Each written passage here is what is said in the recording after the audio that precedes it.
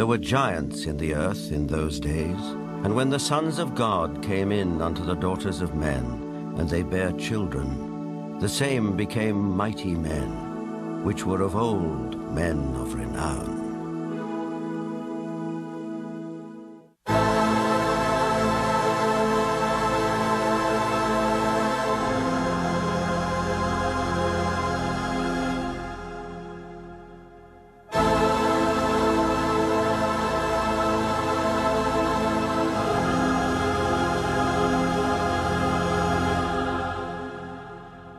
The Maya and Incas of South America believed a race of giants existed on Earth before the Great Flood.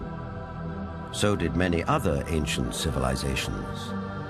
Some took them for gods, others left likenesses of them in stone or wrote about them in their histories. The Greeks and Romans told of blood falling from heaven and landing in the lap of the earth goddess Gaia, who gave birth to the Titans, a race of fearsome giants.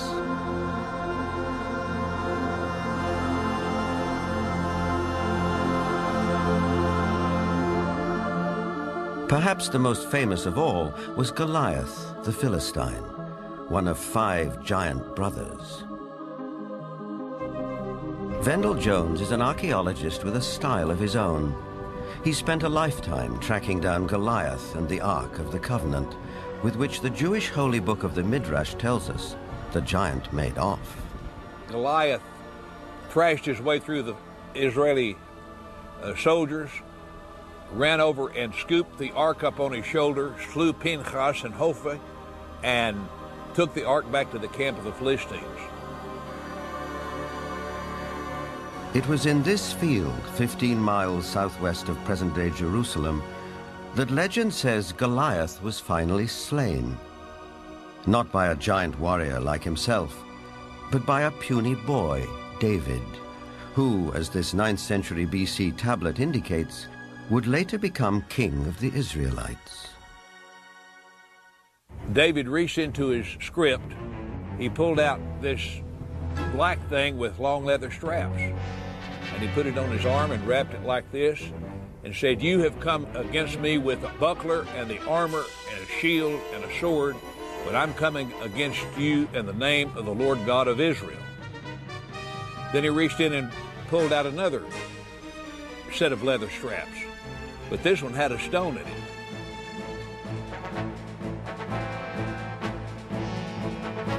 And like this, the shepherd boy cracked Goliath, stunned him. He didn't kill him. Goliath fell on his hands and knees. David ran over and took the sword of Goliath, this enormous sword that had killed Hophni and Pinchas. And with Goliath's sword, he decapitated him. Just 2 miles from where the famous fight took place stands an 80-foot overgrown mound. This is believed to be Goliath's final resting place, though no one knows for sure because it's never been excavated.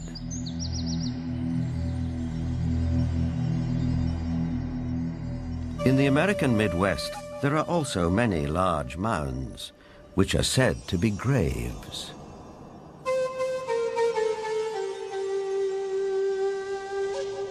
An author who has sold over 15 million books and written extensively on giants is Brad Steiger.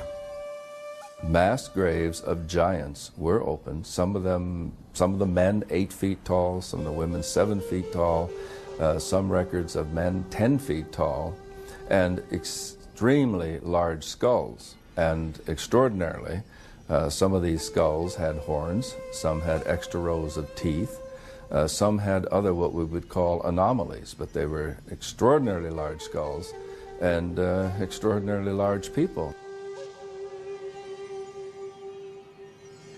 A maverick archaeologist who has long been fascinated by legends of American giants is David Hatcher Childress. A number of mounds in the Midwest in America were excavated starting in around 1850.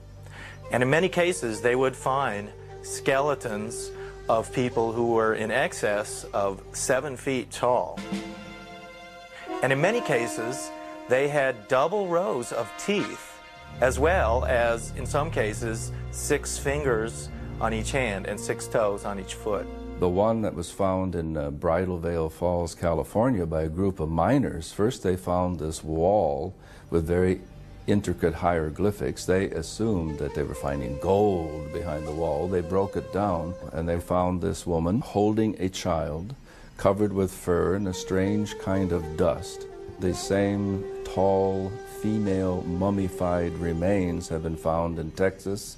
They have been found in Death Valley. They have been found in other parts of California. These old photographs and newspaper clippings are all that survive of these mysterious giants.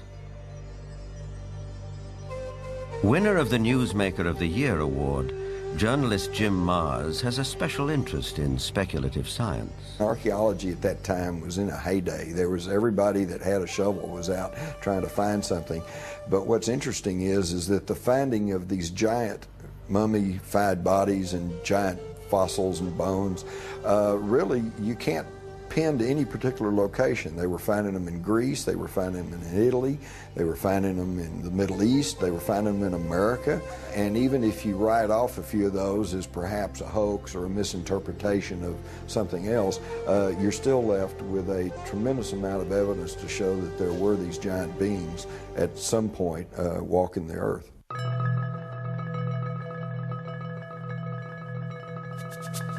In 1912, ranchers started coming to this isolated cave near Lovelock, Nevada, to dig out bat guano for fertilizer.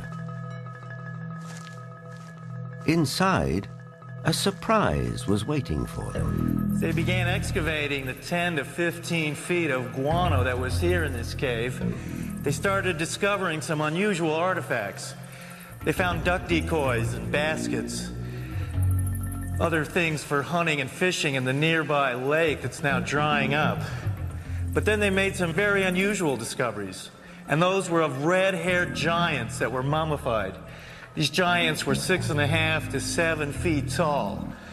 In many cases, they were mummified, wrapped up like Egyptian mummies, and they had long red hair going down to their shoulders.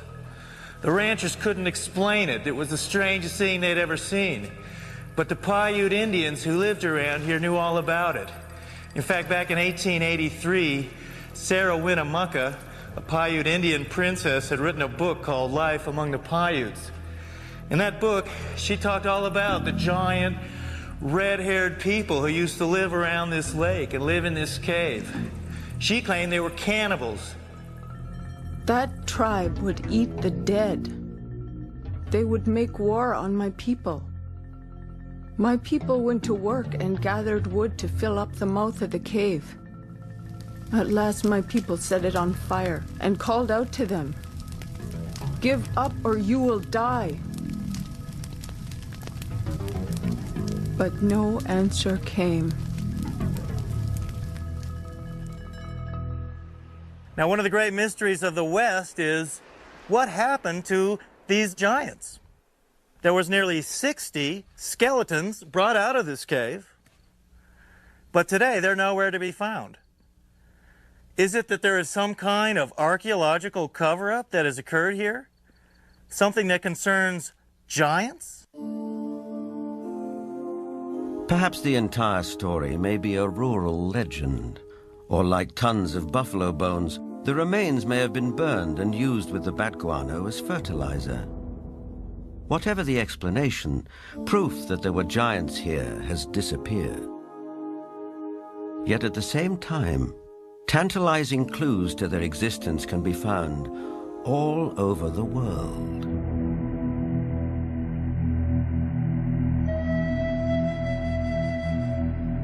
In South America, there are giant figures carved into rock so huge that at ground level it's hard to tell what they depict.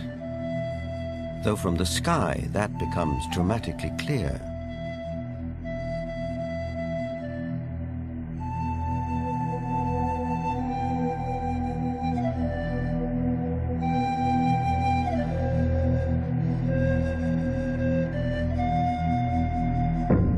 This one in Chile, known as Cerro Unitas, at over 300 feet high, is believed to be the largest representation of a human-like figure in the world. Who carved it and why remains a mystery.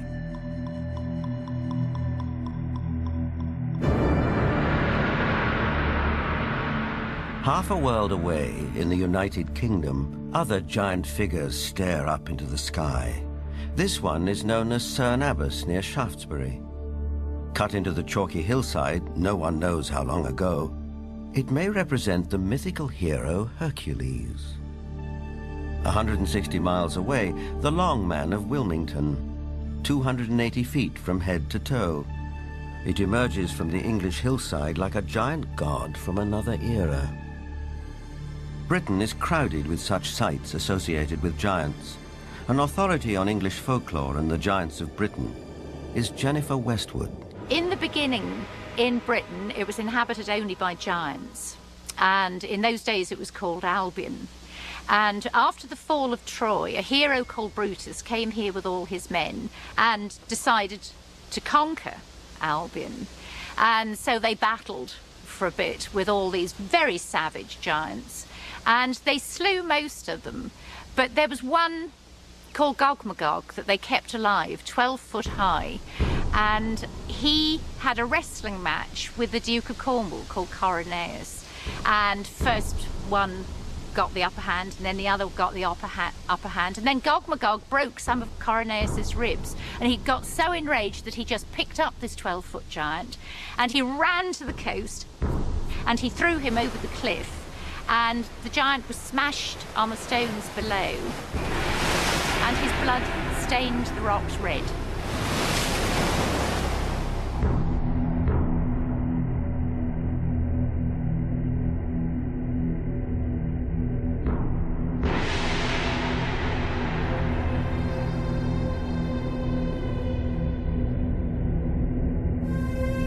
Giants also figure in the mythology of Stonehenge, arguably the most famous megalithic structure in the world.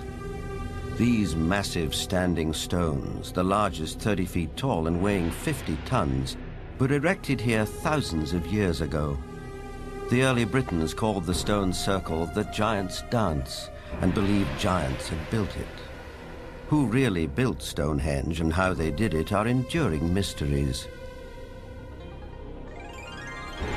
Perhaps in the end, we have to turn to legends for an answer. This was somebody in the past with a technology that we don't have, or a magical skill we don't have, creating these things.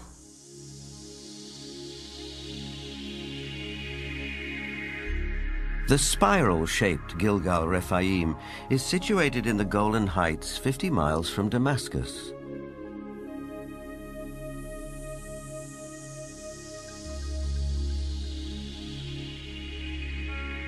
Constructed from an estimated 40,000 tons of loose rocks, it is remarkably reminiscent of Stonehenge. Both have been dated at around 5,000 years old and have similar megalithic stones. And like Stonehenge, Gilgal is also said to be associated with giants. Only in this case, there's biblical text which seems to support the claim.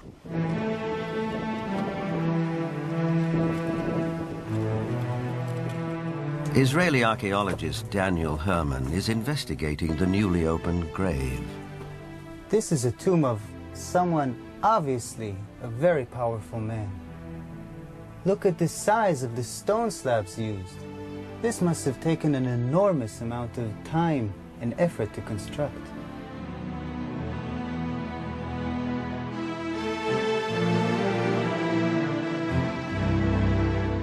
When the Israelites came here and wrote their Bible, it was already here. They saw it. So they have documented the identification of the site by saying that this region was ruled by Og, king of the Bashan. Og is described in the book of Deuteronomy as, and I quote, "For only Og, king of Bashan, remained of the remnant of the Rephaim." Rephaim is Hebrew word for giants.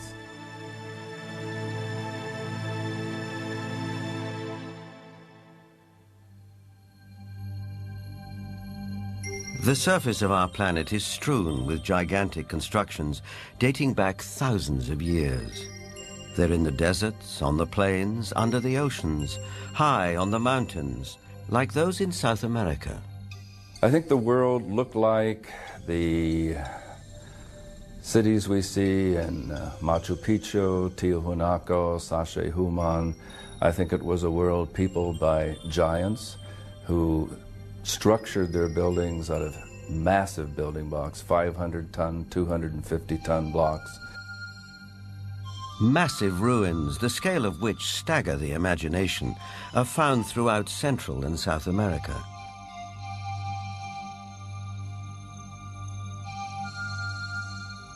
Even a skeptic might be tempted to ask, who could have built these architectural wonders, if not a race of giants?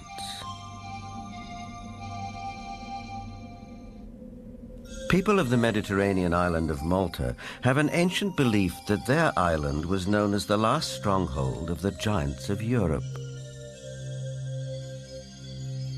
An explorer who has made a lifelong study of megalithic structures is the best-selling author of The Eyes of the Sphinx, Eric von Daniken. Malta has gigantic temples. They date really back to the past. Nobody knows exactly, but 5,000 years at least BC. And one of the temple in Gozo still today has the name the Temple of Giant, Gigantia, they call it there. A local legend says the temple was built by the giantess Sansuna. The blocks are so huge, so heavy, that no normal human being could have moved it. In Bolivia, only 30 kilometers from Lake Titicaca, there are gigantic stone platforms all over the place. The largest of it was once 29 meters long. Its weight has been calculated with 900 tons. Now, this is on a place where we are 4,100 meters high in the Andes, which means there are no trees, no wood, nothing. It is not possible to transport a 900-ton platform without any wooden rollers. Even with wooden rollers, it would be extremely complicated. So these facts are here. You can see them, touch them, photograph them, but there is no explanation for it. For sure, the pre-Inca Indians, the Aymara, were not able to move it. So what is it? What's the result? We don't know. On many places on Earth, we find structures which could be related or to ETs, to a technology which we do not understand, or to giants. ETs, giants, a secret technology? Believers take it in their stride. Here's the best-selling author of Architects of the Underworld, Bruce Rux. The architects are that race or those races who built all the megaliths in the old world, the pyramids, Stonehenge. They are the people who walked before us, the ones who inhabited this world before we did. We have called them gods. We have sometimes called them giants. They left their handiwork behind, and we have not been able to duplicate it. We've only reached the point now where we can really appreciate it. In Lebanon, 44 miles from Beirut, are the imposing ruins of Baalbek. There is mention of this place in the Old Testament's Book of Kings. Baalbek in particular is a very good example. That has the trilithon. Those are the largest stones in the world ever used for construction. They're so large we don't even know their actual weight. Those stones were somehow quarried, moved 5 miles, lifted 25, 30 feet in the air, and placed together so closely that you can't fit a razor blade or a piece of paper in between them. We have no idea how they did it. We don't have a crane in the world that can lift weights anywhere near what those things are. No one knows for sure, but according to Arab tradition, the earliest temples were built here after the Great Flood by a tribe of giants for the biblical king Nimrod.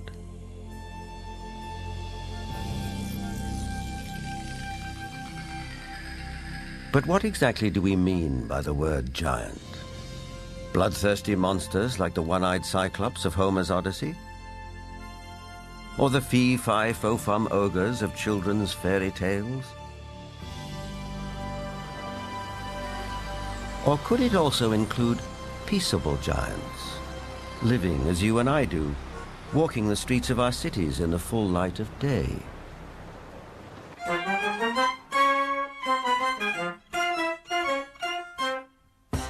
There are really two kinds of people who could be considered giants. There are giants who are genetically programmed to be tall, people who are normal, but their genes mean that their genes lead them to be very, very tall. And then there are people who suffer from some kind of a disorder, the most common of which, or at least the most well-known of which, is acromegaly, which is a disease in which there is too much growth hormone produced.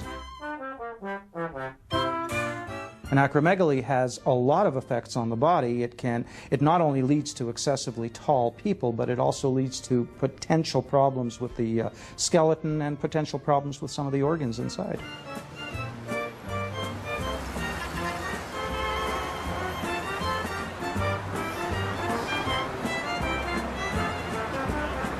Ryan is a healthy, well-proportioned, 7-foot-tall, normal young man. I just wish I were as tall as he was. But what makes a person unusually tall? Is it a family trait, nutrition, or something else? Are tall people just ordinary people of exceptional height? Certainly some tall people are giants in their profession, and if that happens to be basketball, they may be millionaires too. Genuine giants didn't always do so well. Here's Jack the Giant Killer presenting his latest capture to the king. Towards the end of the 19th century, this 9-footer was given to the Russian Tsar as a gift. For some of the vertically unchallenged, it was possible to make a modest living by displaying themselves in public. From there, it wasn't very far to the carnival freak show, which wasn't complete without one or more giants. Even after death, they could still draw a crowd. Anna Swan and her husband Martin, both 7.5 feet tall, went on tour as the world's tallest married couple. It probably took 2 storks to deliver their 24-pound newborn. Which brings us back to the question, where do they come from? Is it possible that in the dim and distant past, they can trace their ancestry to a race of giants? The Weizmann Institute's award-winning scientist, Dr. Marvin Antelman, believes he has the answer. If we all have genetic material from the first man, then it is not surprising to find here and there that you would have a giant existing among us today, because there would be a recessive gene that would produce such a person. The Watusi tribe, for instance, are very large. The median height for most of their males is close to about 7 feet. They're extremely tall. There are biblical references to even taller people who lived in ancient times. Rabbi Itzhak Mamostin of the Center of Jewish Studies in Vancouver, Canada. It seems quite clear because of the references in Genesis and later on the book of Numbers and also in Deuteronomy, which are all fairly consistent with each other, that there were gigantic beings that seem to stem from pre-flood era.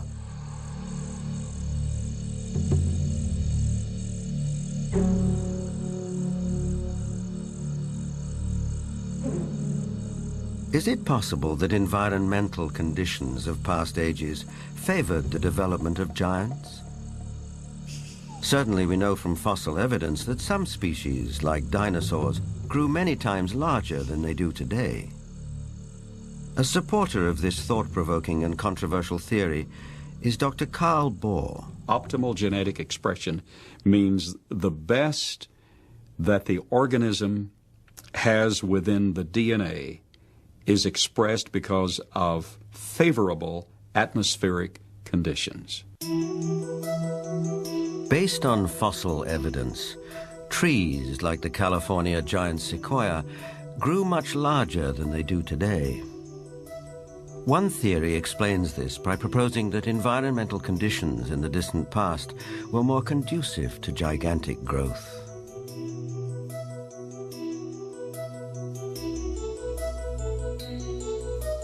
Under these described conditions, plants and animals would live longer, be much larger, and that's precisely what we find in the geologic column in the fossil record. Plants were much larger. All living systems were larger. We have animals that today have an 8 or 9 foot stature with a 16 to 20 foot stature. We have insects such as the dragonfly. Today, the dragonfly has perhaps a 4-inch wingspan. In the fossil record, his counterpart, Meganeuropsis, had up to a 5-foot wingspan. Everything was larger in the past. I'm of the opinion that under better atmospheric conditions, people were living not only longer, but they were taller, much taller. Giants and dinosaurs could not exist today as they did in the past because the atmospheric conditions simply will not permit it. We had a greater ozone layer at the time prior to the flood. At the time of the flood, it was diminished to about 1/7 of what it was at that time, and therefore, life on this earth as we know it no longer has the same life expectancy as it did at the time of the flood. A thinning of the ozone layer means less protection from the ionizing radiation from space, and less protection for plants and animals. Being interested in Earth's original conditions, after 35 years of research on those parameters, I've attempted to reconstruct that context. And in so doing, I've had our engineers build a biosphere that doubles the atmospheric pressure, that increases the electromagnetic energy, that increases the ratio of oxygen, but not to the level of toxicity, that eliminates ultraviolet radiation, etc. And the experiments that we've run have been very gratifying.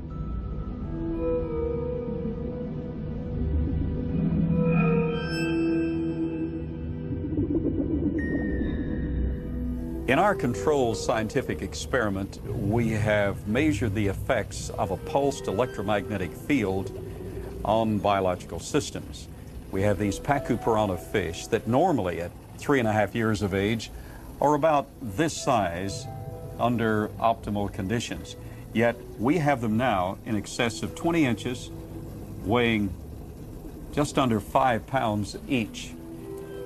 Under these controlled conditions, we have succeeded in producing giantism at an accelerated rate.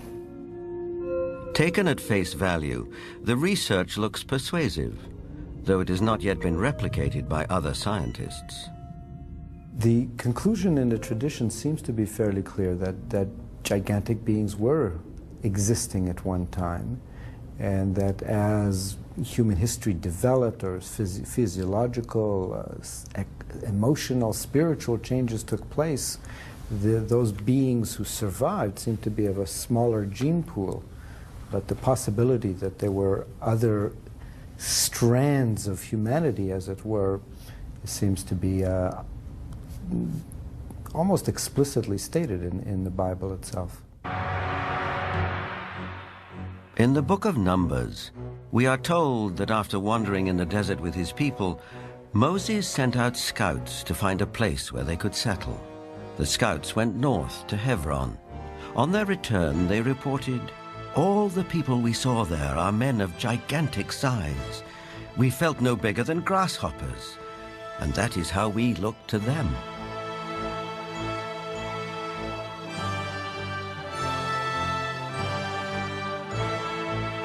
The tribes continued northeast to Mount Seir, known today as Petra in Jordan.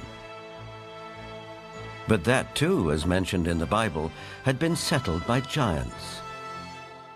Wherever they looked, it seemed they found the remnants of giants.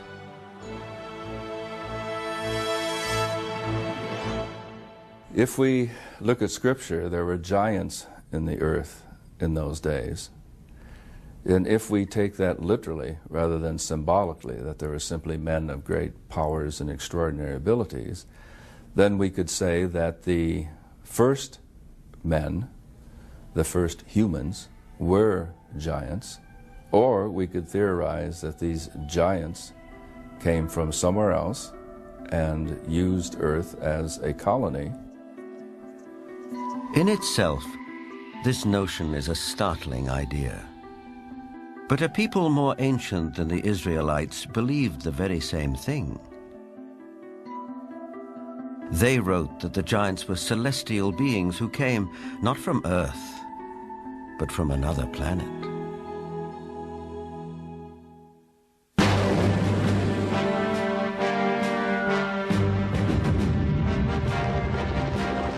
This is the battleground of the Gulf War.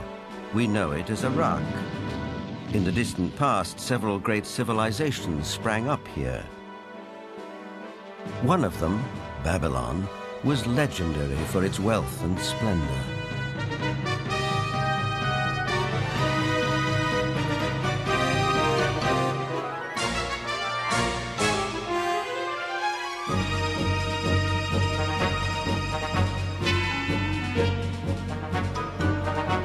But long before Babylon, as long as 6,000 years ago, another remarkable civilization evolved.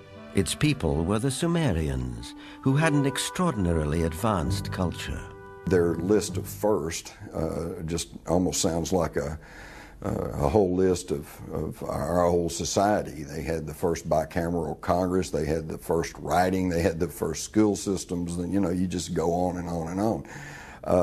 So you have to ask, well, where did all this come from? And I think that you need to turn to the ancient Sumerians themselves and listen very carefully to what they have to say, because what they have to say, not just in one place, but over and over and over again, is that they were taught civilization by these beings that came from the heavens to the earth. They call them the Annunaki.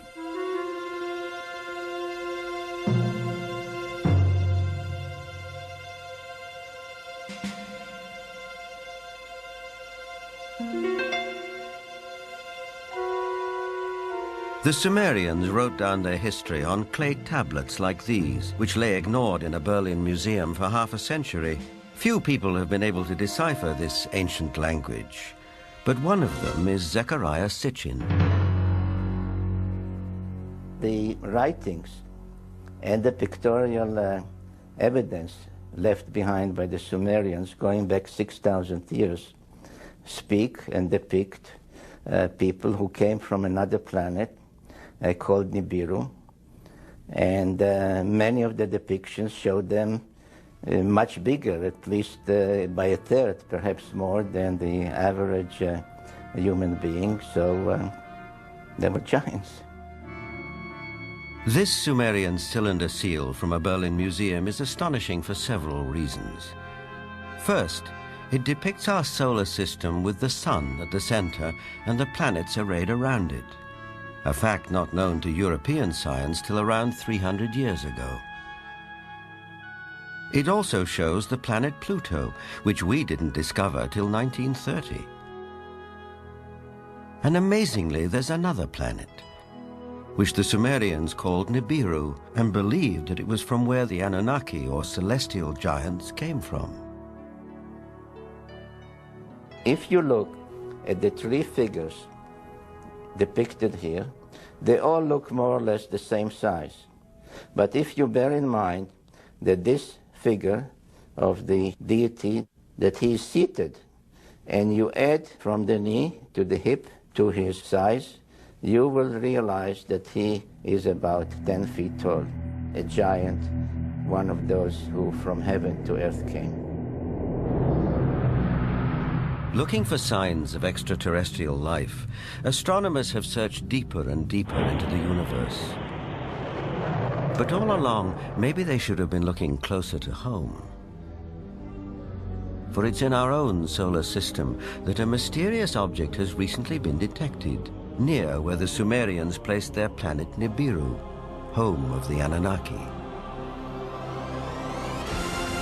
For the believers, this is convincing evidence that the celestial giants are real.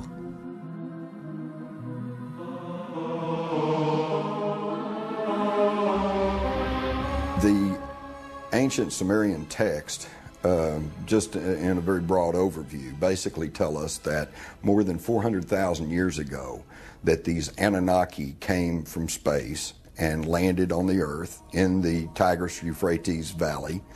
They began to set up a colony that they called Eden. According to Genesis, Eden, or Eden, is where Adam was created from dust and Eve from one of his ribs. Others, however, have a more high-tech version of how human life began. In time, needing manpower, needing workers, jumped the gun on evolution using genetic engineering. They took the sperm of one of the Anunnaki, mixed that with the ovum of a primitive humanoid, probably one of these primitives that we are now finding archaeological remains of in Africa, the famous Lucy. And they produced a hybrid which eventually became Cro-Magnon or modern man. Legend has it that when the Anunnaki came back after several thousand years to see how their genetic handiwork had turned out, they found the Earth females irresistibly attractive. It starts in the Bible. There you can read, in the beginning at Moses, when the sons of the gods saw that the daughter of man were beauty, they took them to wife. Later, out of the body's womb, giants came. So destructive were these titans that the Anunnaki who fathered them decided to destroy them. The apocryphal book of Baruch even tells us how many giants were wiped out. The book of Baruch says, "Then the Lord created the great flood, destroyed all life, which then was on earth, including the 490,000 giants."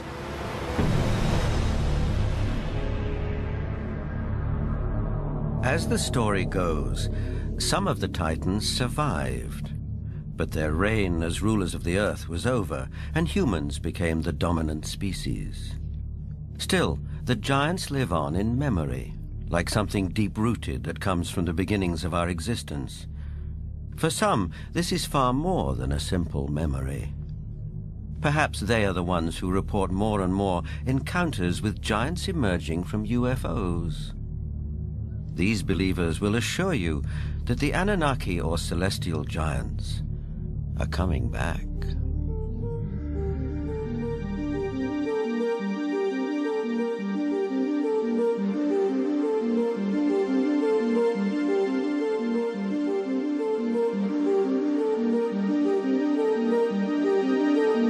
The town of Yatzitz is 25 miles west of Jerusalem. On January the 3rd, 1996, Chief of Security Herzl Constantini was at home when he heard a strange noise outside. When I opened the door, I was paralyzed with fear. I saw a gigantic being around 5 feet wide and 11 feet high. I estimate its weight at about 2 tons. I called the police, and 2 officers came over to the house.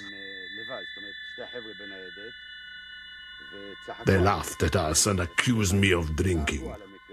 But when the trackers came and saw the prints, they stopped laughing.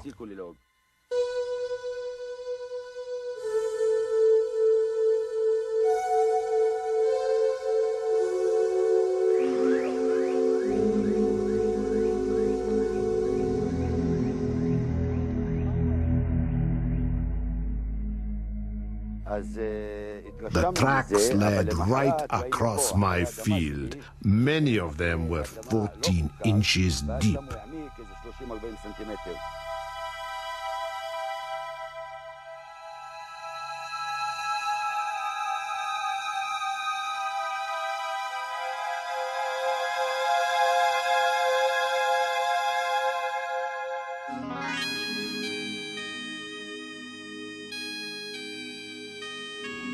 Over the past 10 years, reported sightings of UFOs with giant occupants have been on the increase. Former director of the British UFO Research Association, Jenny Randles, is familiar with these statistics. From an analysis of 15,000 encounters with beings, giant encounters have increased every single year since the 1965 period onwards, and we are therefore getting far more reports of giants being seen today than we did 30 or 40 years ago. The apocryphal books of Enoch are believed by many to be over 5,000 years old. In them, Enoch writes about how he was taken up to the heavens by two men of great height. In this celestial journey, he also talks of meeting those who from heaven to earth came. Two huge men appeared to me, the like of which I had never seen on earth.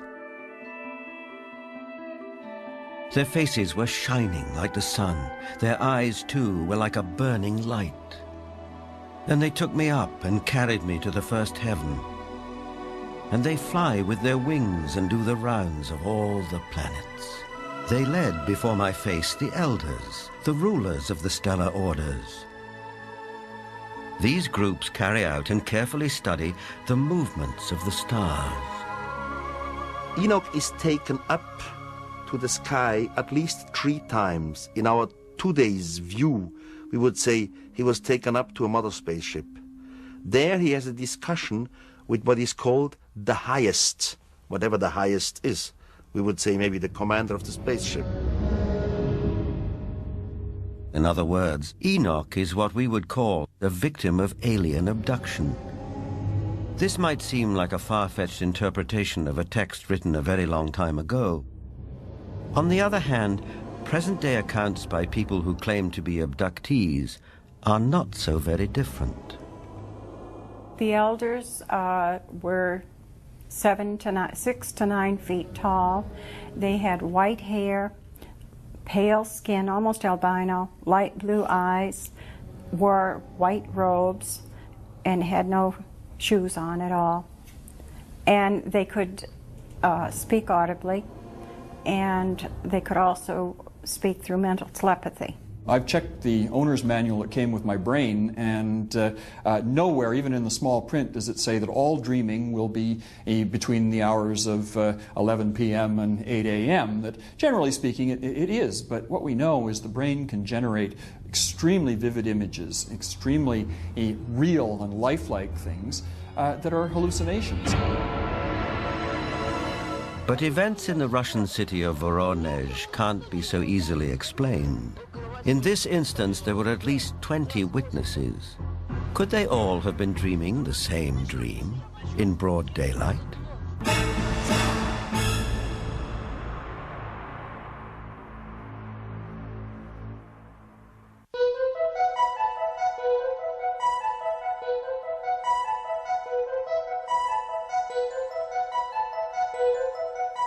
In September of 1989, something happened in the city of Voronezh, 200 miles south of Moscow, which caught the attention of the world press.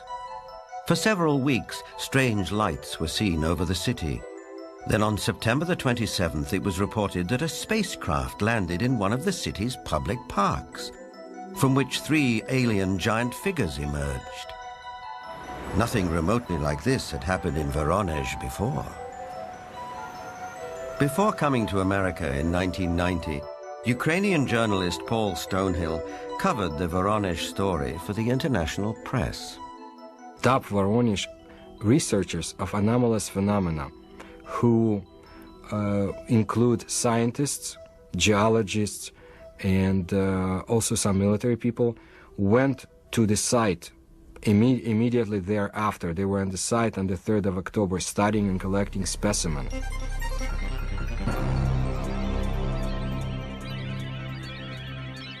The encounter became a media sensation on national television and in the international press. Не было, ну уже хотя бы потому, что не было до сих пор в Воронеже событий подобных тем, Drawings of the landings by children who were there capture the event vividly.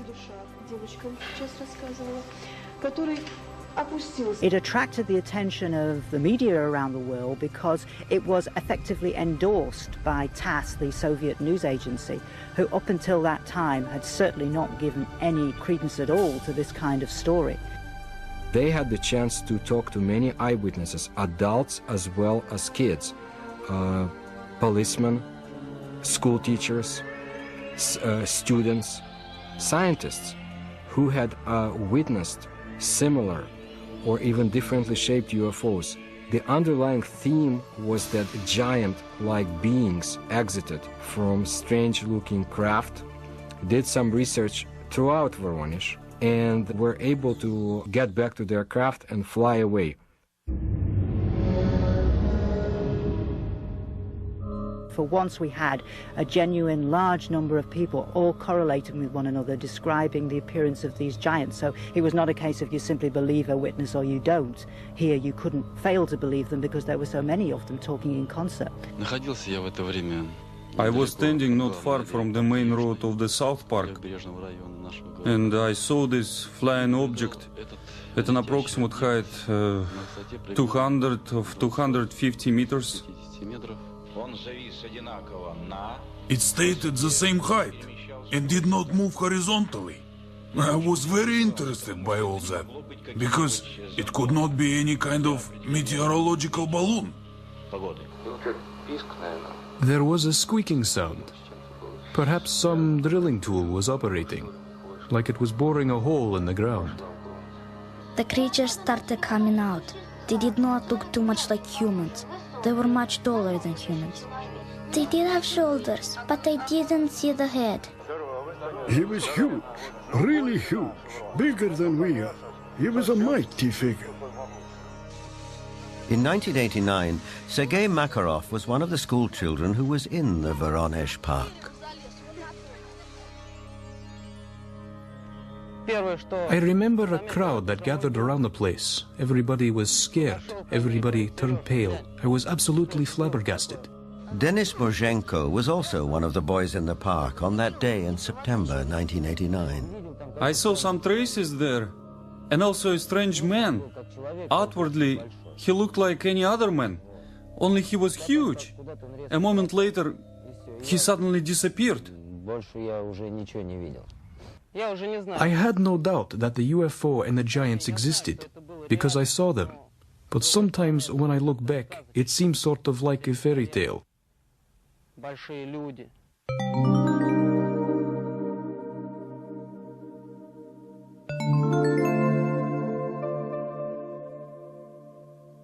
What we're seeing today is very much what we have seen all throughout history. It's nothing new.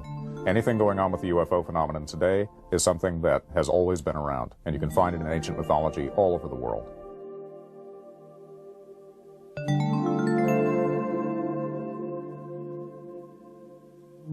We have the legends, and of course, in some cases, we have cave paintings of giant-looking beings and even footsteps.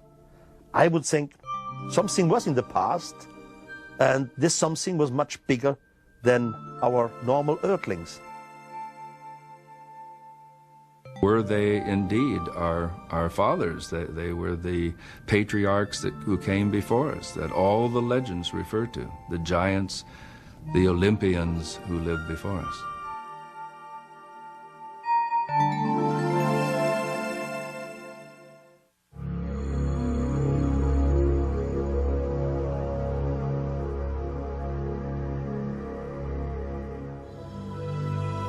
Whether fact or fantasy, giants have occupied our collective consciousness for as long as we can remember. But did a race of giants ever truly walk the earth? The ancient texts, as well as some of the evidence, suggest they did. And is it possible that recessive genes in the 7- and 8-footers that walk amongst us today could be connected to a former race of giants? Now, with reports like the giants of Voronezh, one wonders if perhaps the godlike giants of the Sumerians are coming back. But whether they are real, imagined, or allegorical, one thing is for sure.